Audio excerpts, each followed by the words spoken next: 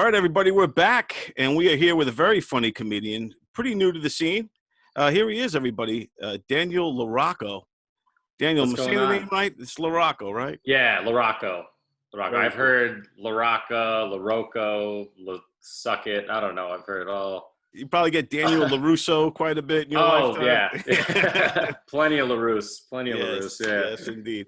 Where are you from? Where are you coming from? You're Amityville area? Yeah, I don't want to give out my address, but No. Massapequa. Okay, cool. Yeah, I could give out my address if you want, but No. Massapequa. Yeah. So, nice, man. And I saw some of your stuff on Instagram.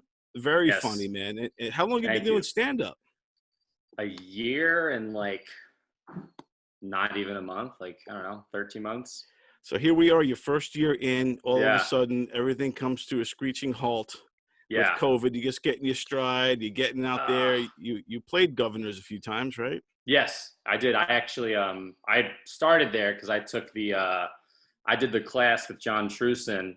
Oh, cool. Had an awesome time. It was great. And then March, everything, like you said, screeching halt. I had 6 dates in March. I did 2 of them, and then shit got shut down. She comes up next to me and she goes, "You'll have a little extra." And she shook this shit like a guitar string. I have a little extra. It's got to be tough, especially when you're just getting started. I mean, it's tough for all comedians when things get shut down. A lot of comics, live show to show, week to week. Right. And then all of a sudden this happens and you're new in your career. Yeah. What do you do? How do you handle it? I mean, I have a lot of crap going on because I'm still in school. I'm still a student. I'm, a senior now. So I had my classes and shit still. So you're a senior, you're in high school? No, college. Okay, I was gonna say, Yeah. wow, Yeah. man, you're really okay. Yeah, No. so you're in college, you're juggling college and comedy. Yeah, and work, and work got shut down, so I was stuck in my house with my brother and mom. It went pretty poorly, for the to say the least. How'd you handle the work on the craft at that point? So, did you do any Zoom stand-ups? Did you write, material? I was doing some, I didn't do Zooms. I did some skits though that kind of just kept me busy, to keep comedy flowing, just creative mind and all that stuff. Next up, I came across a tweet and it goes like this. Nah, for real. Y'all bitches be trying so hard to be rude and disgusting. 1, you not all that bitch. And 2, fine, f you then, rude ass bitch. But still, I was just craving that on stage feeling of just being up there and doing moderately well. I felt like I was getting to a point where I was finding my niche and what material I wanted to be doing and what I wanted to be talking about and just getting better and strengthening my bits and everything. And then I tell you, COVID for a said no. year in, for being a kind of a rookie, green, year and some change in the industry, seeing your stuff, you do have a kind of a confidence and a seasoned vibe already.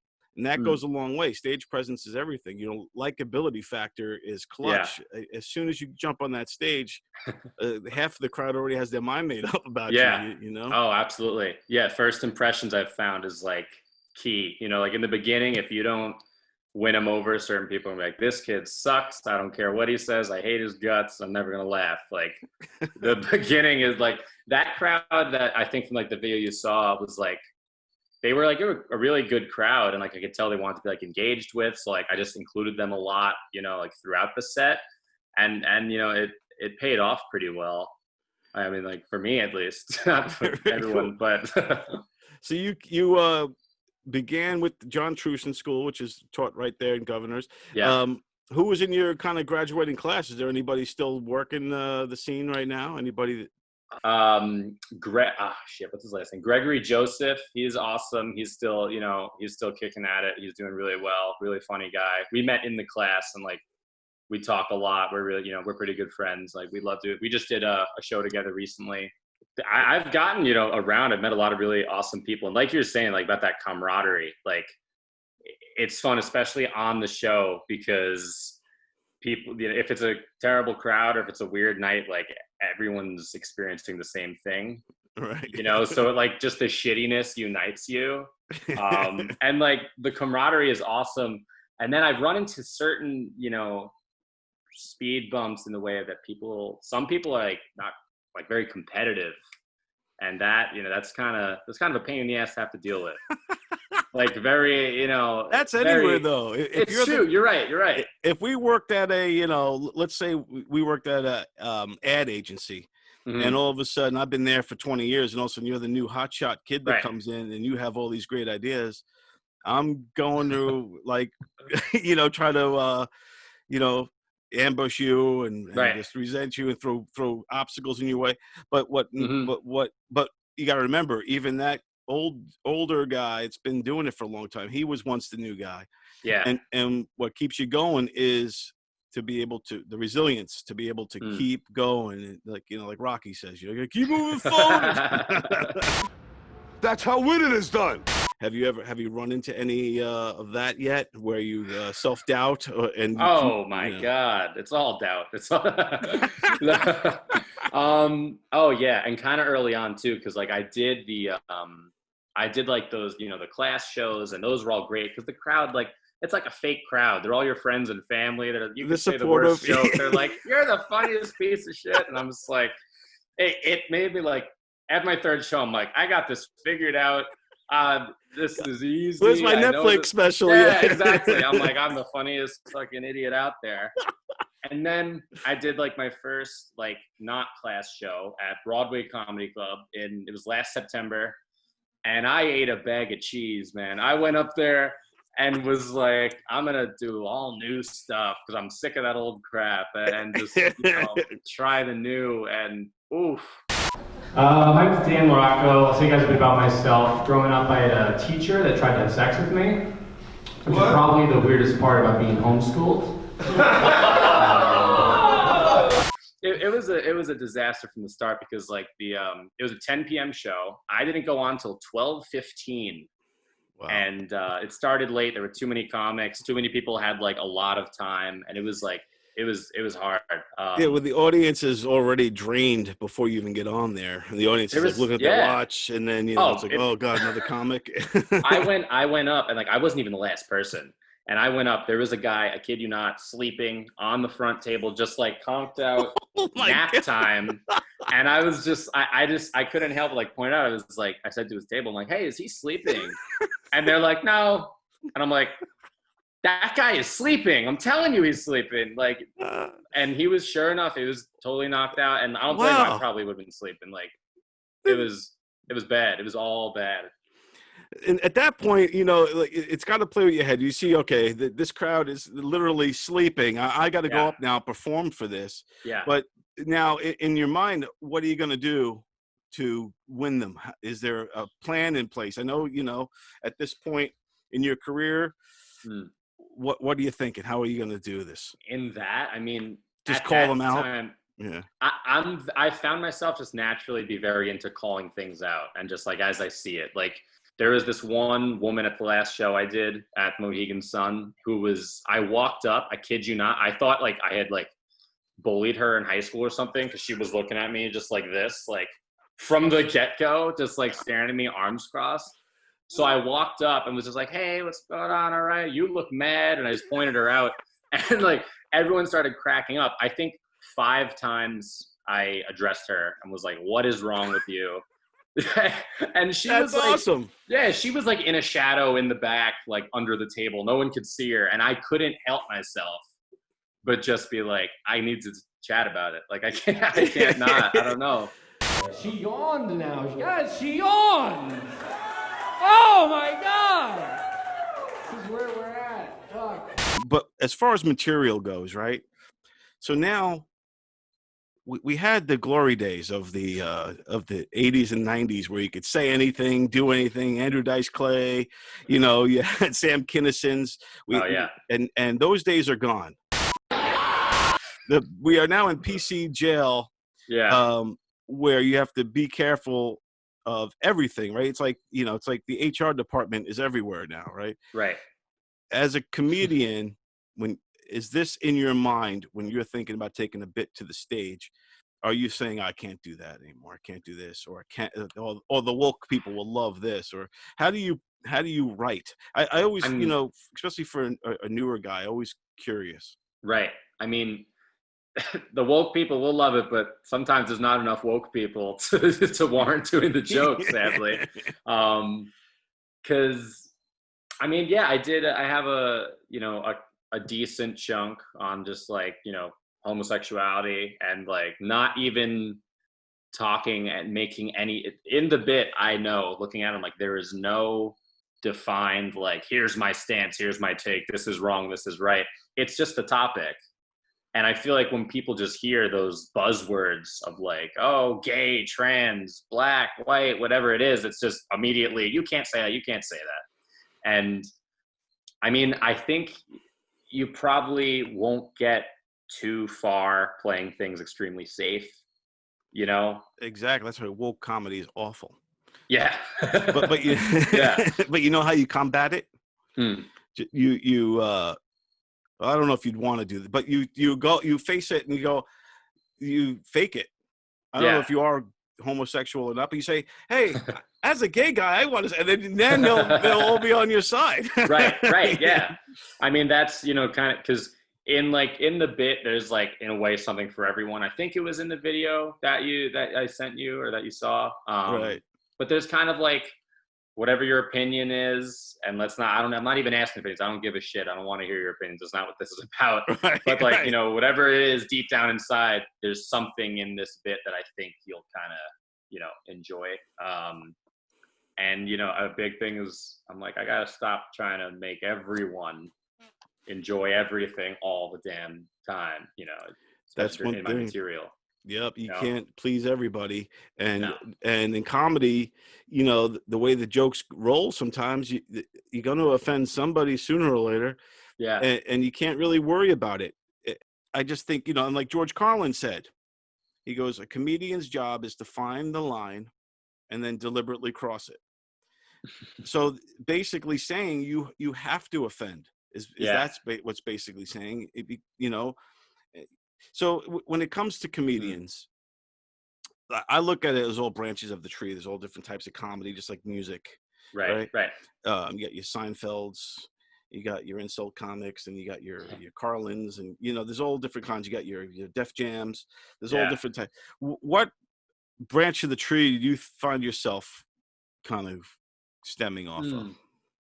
I think you mean like stand-up style, really? Yeah, right? Yeah, just like style, and also writing, like where your head's at. Right. I'm big into like observational, I'm very into like social observational type humor. Like I see a lot of crap when I'm out, or like at work or something. Like I work in a restaurant, and I just like, there's a lot of stuff that I just watch people say and do, and just hear how we interact with each other. I'm like, this is just wrong. This is weird. Like, this makes no sense. Like, do you hear what you're really saying? Yeah. Like, just listen to yourself, and exploiting that and just blowing that up and being like, this is what this means, and whatever the hell. First up today, I have a quote which I overheard in a Starbucks where a woman said into her phone, "That's a good point. I can't hear you." Well, what was it? Did they make a good point, or did you not hear them? Exactly, man. And working in a restaurant definitely gives you that kind of people watching opportunity to see all different types of people that come in, the good, the bad, the ugly, the uglier. No, and just disgusting. Utilize all of that. Right. And make it work. So I think that's solid, man. Mm-hmm. So now you've been getting back out there, because I know right now in New York, I think the clubs are still shut down. Anything, ticketed can't be, is closed. Yeah. But where are you doing now? You going out of state to perform? I mean, so before the clubs did get shut down, I did the patio at Governor's, I think 3 or 4 times. Nice. And I was like so thankful for that. Like, oh, sweet, there's something to do. The first one I did was July 3rd, and we all got heckled by fireworks because it's in the freaking neighborhood, and you know, Fourth of July is the next day. That was tough. And then the last one we did, they had just installed like the plexiglass on the stage, and I don't know if, man, it's like performing in a fish tank. I can't hear shit. Like, it's so weird. I'm like, I think I'm stepping on laughs and like keep going the joke when they're still laughing, and I'm just like, oh, this is a nightmare. But then, you know, everything got shut down. But now, I mean, I don't really know what I'm doing now. I just did this show in Connecticut, and I was like, this is awesome, but I'm not trying to drive to Connecticut every exactly, every month to do 7 minutes. But I think they're getting close to passing something again where we'll have comedy back. Knock on wood. Let's hope you know, the comedy clubs get back opened up again. Comics need to work. People need to laugh. Right. All that good stuff, and you need to work on your craft, man. You're you got to get out there and put more mileage under the belt, man. Definitely. I'm just like, I was on such a streak. Like I said, I had a lot of dates in March, and then it all got canned, and I was just like really hitting a nice momentum. And then it was 4 months of you know, me fighting with my mom in the living room. I want to watch HBO, whatever. Yeah, no, exactly. Literally, I'm like, this is a nightmare. But I was just trying to stay busy, you know, stay writing. But like, when you're out of that mindset for so long, you're not talking to other comedians, or you're not doing a show or at a mic or whatever it is. Like, I'm like, is this even good? Is this funny? Do I suck? I think I suck. I'm like, it's tough to keep to keep oiled up, to keep the engine running.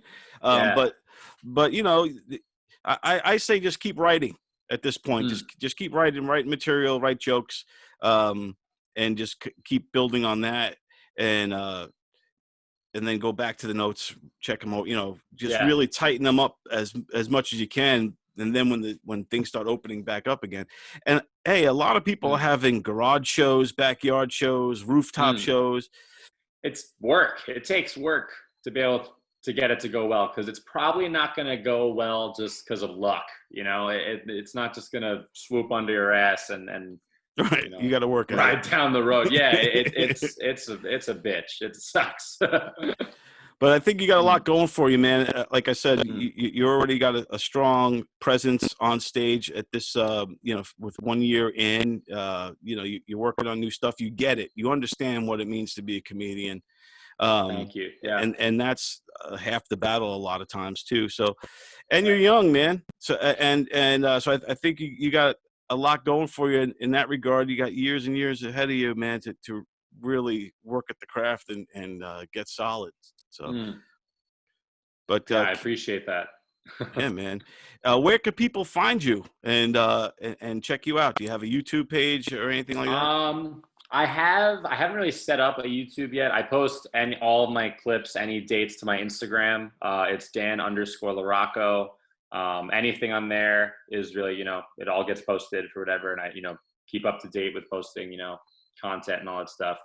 I don't really have enough footage or, you know, active, you know, media material to warrant a YouTube channel yet. Working on it, but hopefully. But if anything, it'd probably be the Instagram. Excellent. Good. So everybody check him out. Dan LaROCCO at his Instagram page. Dan, you're awesome, man. I appreciate you. Yeah, man. Thank you so much. Thank you so man. much for having me on. This was an awesome time. Yes, indeed. You rock it. And all the best to the rest of your career. And I'm sure we'll be seeing you on the show a lot more often, man. I hope so. I hope so. All right. Dan LaROCCO, everybody. Thanks, Don.